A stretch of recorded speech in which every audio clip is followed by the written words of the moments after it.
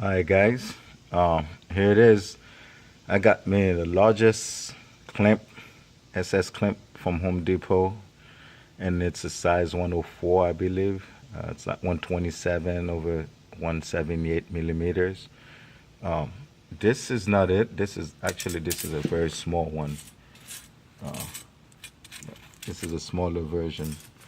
Um, the one I have is rather large.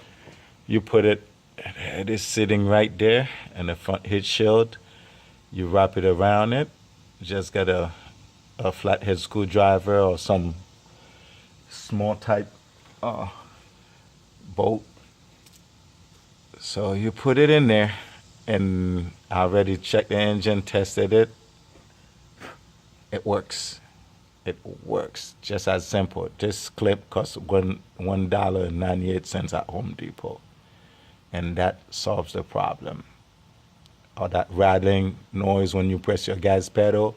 It's that heat shield we're looking at with the clamp around it. You put the clamp around it, make sure it's very tight, and that resolves the problem. Thanks a lot for watching.